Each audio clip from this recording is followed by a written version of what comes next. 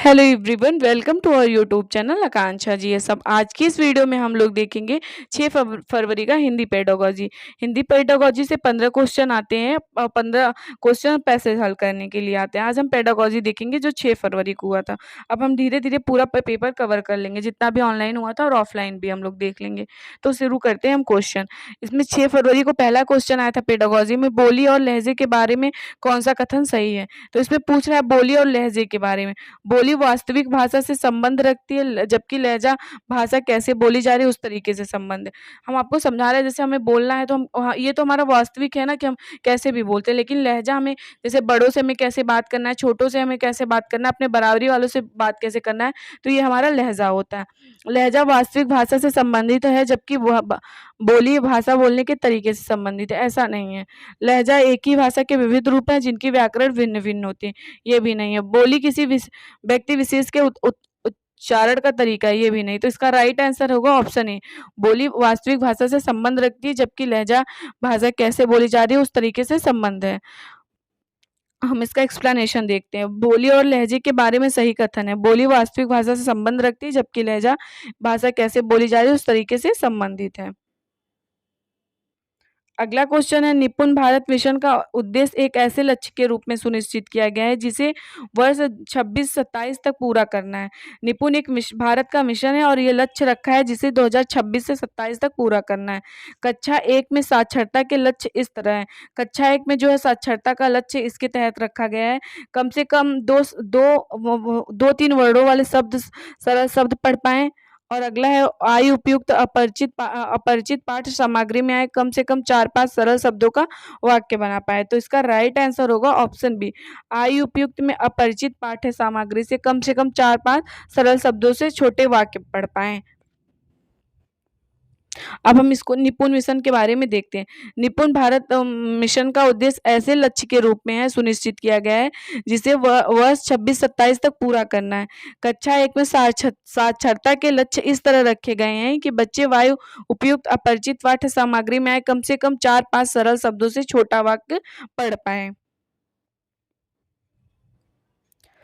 अगला क्वेश्चन है, कक्षा 3 की अध्यापिका को अपने कक्षा 3 की कोई अध्यापिका है, वो अपने विद्यार्थी के श्रवण कौशल का आकलन कर रही है। कक्षा 3 की कोई टीचर है, वो अपने विद्यार्थी के श्रवण कौशल का आकलन कर रही है। उसे इसके लिए किस गतिविधि का संचालन करना चाहिए?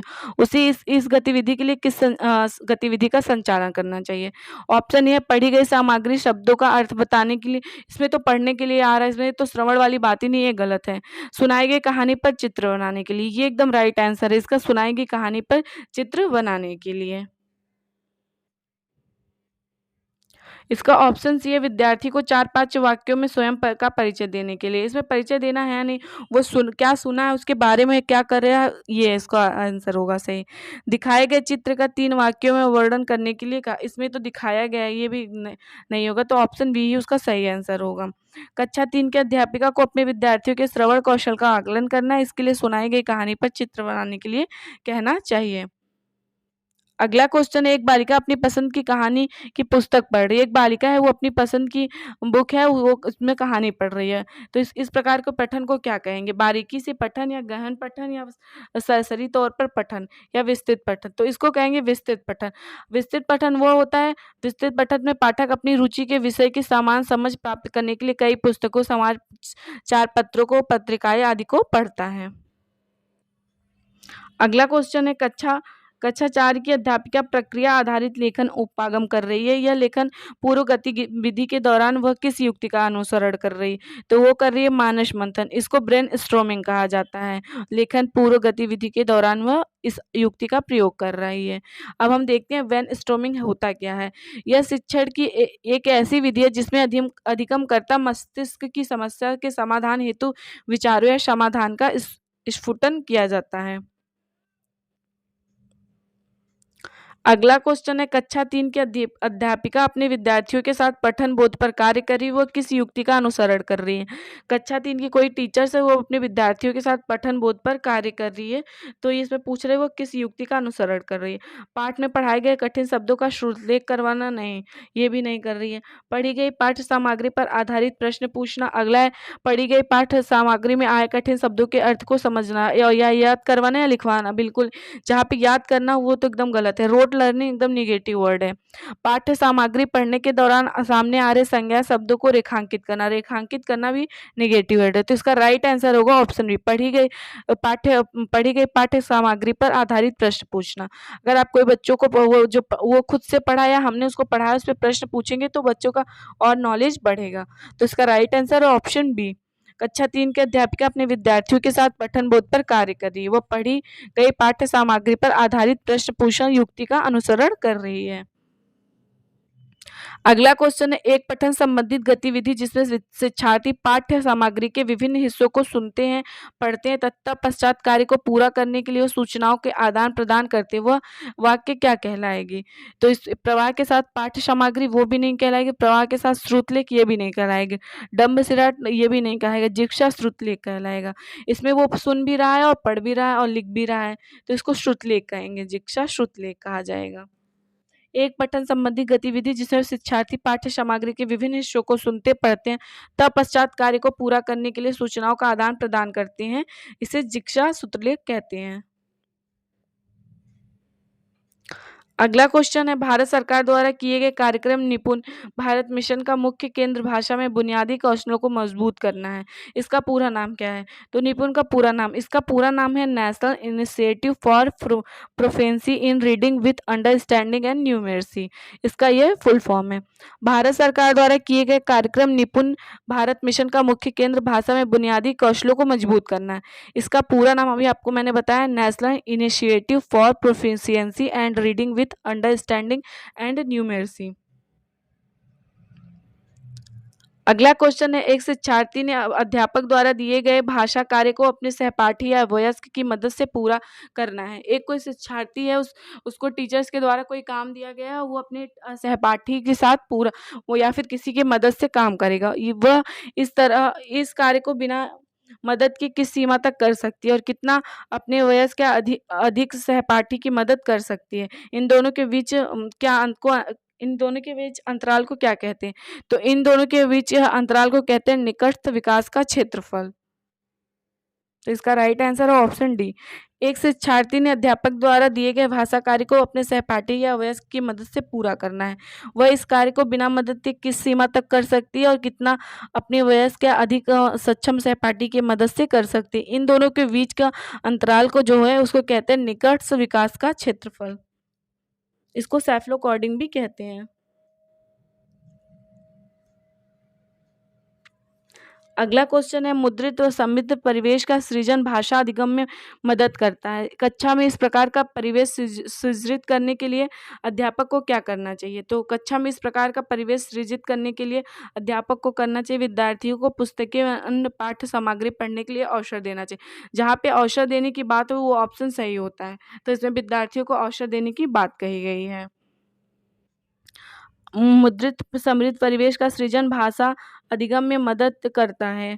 कक्षा में इस प्रकार का परिवेश सृजित करने के लिए अध्यापक और विद्यार्थियों को पुस्तकें एवं अन्य पाठ्य सामग्री पढ़ने के लिए अवसर देने चाहिए। अगला क्वेश्चन है निम्नलिखित में से कौन सा क्रम प्रथम भाषा अर्जन के चरणों का सही क्रम है। इसमें दिया है क्रम कि प्रथम भाषा अर्जन के चरणों का सही क्रम है। बलबलाना, दो शब्दी वाक्य चरण, एक शब्दी वाक्य चरण, संक्षिप्त वाक्य चरण। तो यही राइट आंसर होगा। पहले बच्चा बलबलाता है, फिर दो शब्द में बोलता है, जैसे पा पा, फिर वही एक शब्द में बोलने लगता है, पापा पूरा बोलने लगता है, फिर वो संक्षिप्त वाक्य कोई भी एक लाइन पूरा बोलने लगता है। स्टार्टिंग में बच्चा जो होता है वो बलबलाने लगता है। तो इसका राइट आंसर होगा ऑप्शन ए।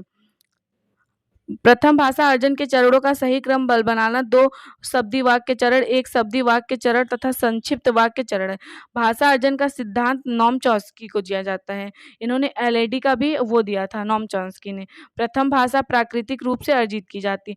भाषा जो होती है वो प्राकृतिक रूप से अर्जित की जाती है। नॉम चॉम्स्की ने ये भी कहा था कि भाषा जन्म के साथ ही अर्जित होती है। 6 से 10 महीना शिशु बड़बड़ाना शुरू कर देता है। जो 6 से लेकर 10 महीने तक जो बच्चा होता है वो बड़बड़ाना शुरू कर देता है। अगला क्वेश्चन है, यह विचार किसका है कि मनुष्य सहजात भाषा अर्जन उपकरण के साथ जन्म लेते हैं। मैंने अभी आपको बताया, तो ये है नॉम चॉम्स्की का। इसका राइट आंसर है नॉम चॉम्स्की। इसके बारे में हम एक्सप्लेनेशन देख लेते हैं। यह विचार कि मनुष्य सहजात भाषा अर्जन उपकरण के साथ जन्म लेते हैं, यह कथन नॉम चॉम्स्की द्वारा प्रतिपादित है। नॉम चॉम्स्की को भाषा विकास का जनक माना जाता है। चॉम्स्की के अनुसार बालकों में भाषा अधिग्रहण यंत्र एलईडी होता है, जिसकी सहायता से वह किसी भाषा को तीव्र गति से सीख लेते हैं। अगला क्वेश्चन है, नए शब्द समझती है और उनका प्रयोग करती है, रूब्रिक किसका आकलन करेगा। कोई एक बच्ची है, वो नए शब्द समझती है, उसका प्रयोग करती है, ये रूब्रिक किसका आकलन करेगा। उच्चारण का ये भी नहीं है, प्रभाव का नहीं, इसमें समझना है और नए शब्द को सीखती भी है, व्याकरण भी नहीं है, तो इसका राइट आंसर होगा शब्द भंडार। नए शब्द समझती है और उनका प्रयोग करती है, रूब्रिक शब्द भंडार का आकलन होगा। बालक प्रथम अवस्था में निरर्थक शब्द का प्रयोग करते हैं। शब्द बोलने में बालक को एक समस्या और उच्चारण की होती है। शुरू में बालक अनुकरण से ही उच्चारण सीखता है। अगला क्वेश्चन है, निम्नलिखित में से कौन सी गतिविधि बच्चों के वाचन कौशल के पाठन हेतु प्रयुक्त नहीं की जाती है। तो इसमें निगेटिव पूछा, तो हमें निगेटिव ही ढूंढना है। पढ़े गए पाठ से शब्दों के अर्थ बताओ। कोई बच्चा है, आप उससे डायरेक्ट कोई शब्द पढ़ा दिया पाठ, उससे ये नहीं बोलेंगे कि आप उसका अर्थ बताओ। आप जिन परिधान को बहुत अधिक पसंद करते हो उसके बारे में बताओ। आप उनके जिज्ञासा के अकॉर्डिंग पूछ सकते हैं, जिसमें बच्चे बहुत ज़्यादा स्वतंत्र हो, जो करके सीखते हो, या फिर जिनमें उनका बहुत ज़्यादा मन लग रहा है, आप उनके अनुसार उससे पूछ सकते हैं। अगला ऑप्शन है, अपने आप को 4-5 वाक्य में परिचय दो। अपने आप का वो 4-5 वाक्य में परिचय दो, तो बच्चा बोलना भी सीखेगा और अपने बारे में मतलब उसके व्यक्तित्व का भी विकास होगा। दिखाए जा रहे चित्र का 3 वाक्य में वर्णन करो, ये भी सही है, लेकिन इसमें गलत पूछा है, तो गलत का होगा गलत, ऑप्शन ए सही गलत है। बच्चों के वाचन कौशल के आकलन हेतु पढ़ाए गए पाठ से शब्दों के अर्थ बताना उपयुक्त नहीं होता।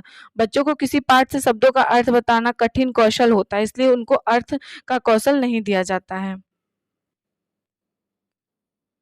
अगला जो है हमारा लास्ट क्वेश्चन है, वह कौन सा भाषा विकार है जिसमें व्यक्ति उचित तरीके से उचित क्रम में शब्द नहीं रख पाता। यह भाषा बोलने और समझने के तरीके को प्रभावित करता है। तो ये होता है डिस्फ्रेजिया। डिस्फ्रेजिया जो होता है, इसमें जो बच्चा होता है उचित तरीके से उचित क्रम में भाषा को नहीं रख पाता है, तो इसका राइट आंसर है डिस्फ्रेजिया। अब इसके बारे में हम लोग देखते हैं। डिस्फ्रेजिया वह भाषा विकार है जिसमें व्यक्ति उचित तरीके से उचित क्रम में शब्द नहीं रख पाता। यह भाषा बोलने और समझने के तरीकों को प्रभावित करता है। डिस्प्रेक्सिया दिमाग से संबंधित मनोविकार। जो डिस्प्रेक्सिया है वो ये होता है दिमाग से संबंधित मनोविकार। वही डिस्कैल्कुला गणित से संबंधित मनोविकार होता है। और डिस्थ्रिया एक भाषण ध्वनि विकार है। तो मैंने 30 क्वेश्चन करा दिए, इससे फैक्ट भी बता दिए जुड़े। ये यूथ बुक से मैं करा रही हूँ आपके लिए, और अगर आपके पास प्रीवियस ईयर हो तो ऐसे आप वीडियो देखें और बुक से क्वेश्चंस करें तो काफ़ी सही रहेगा। वीडियो पसंद आएगा तो आप लोग चैनल को शेयर सब्सक्राइब करिएगा। Thank you everyone.